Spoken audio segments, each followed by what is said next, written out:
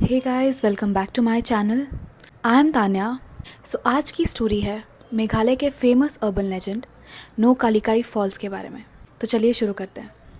कहते हैं जो चीज़ें जितनी ही खूबसूरत दिखाई देती हैं उसके पीछे की कहानी उतनी ही हार्ट ब्रेकिंग होती है। ऐसी एक हार्ट ब्रेकिंग स्टोरी है नो कालिकाई फॉल्स की।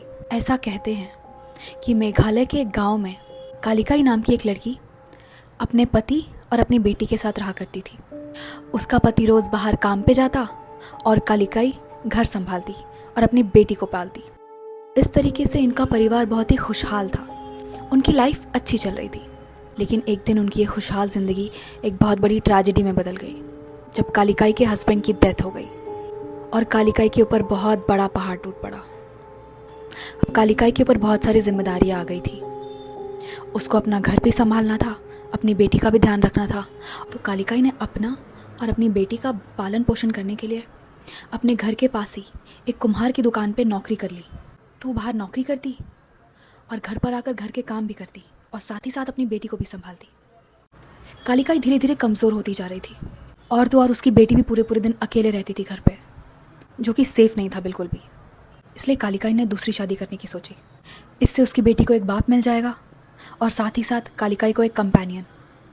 तो उसने कुछ महीनों में ही दूसरी शादी कर ली। कालिकाई का जो दूसरा हस्बैंड था वो कालिकाई से बहुत प्यार करता था, उसे बहुत मानता था, उसकी बहुत देखरेख भी करता था, कालिकाई की सारी ज़रूरतों का ख्याल रखता था। जितना प्यार कालिकाई का हस्बैंड उससे करता था उससे कई ज़्यादा प्यार कालिकाई अपनी बेटी से करती थी। और धीरे धीरे यही बात कालिकाई के हस्बैंड को इरिटेट करने लगी थी। वो कालिकाई की बेटी से बहुत चिढ़ने लगा था।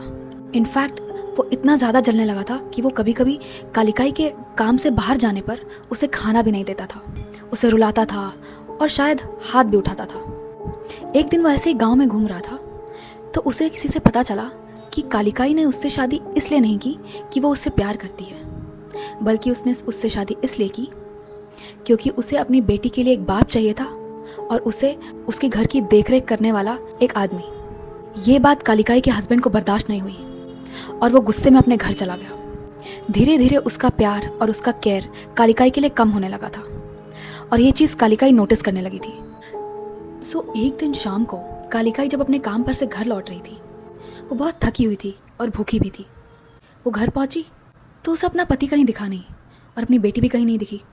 तो अपने पति को ढूंढने लगी तो उसने देखा कि उसका पति घर के पीछे कुछ काम कर रहा था, कुछ साफ सफाई का काम।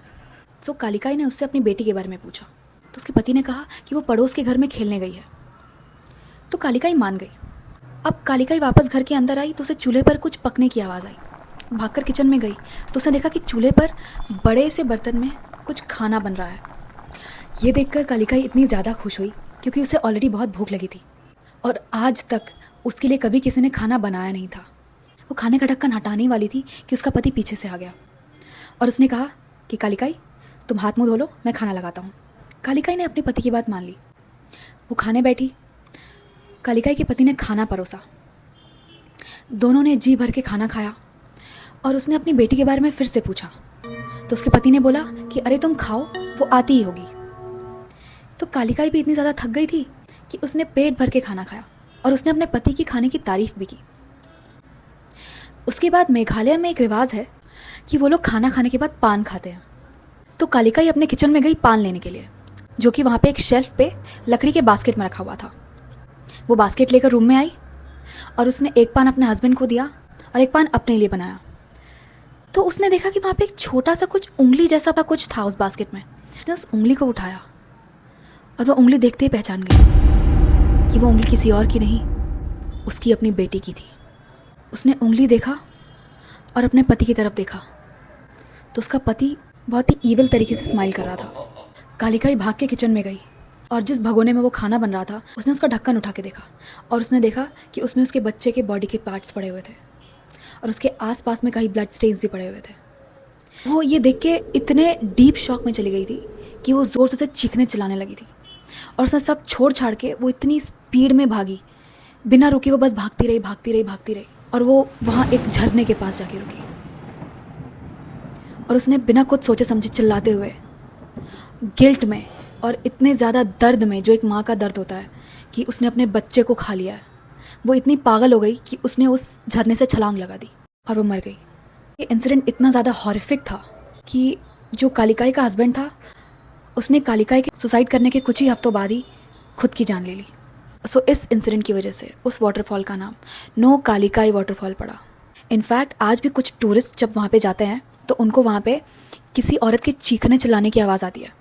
Let me know in the comment section आपको स्टोरी कैसी लगी हो, और अगर अच्छी लगी हो तो प्लीज़ को लाइक करना, शेयर करना और मेरे चैनल को सब्सक्राइब करना। बाय।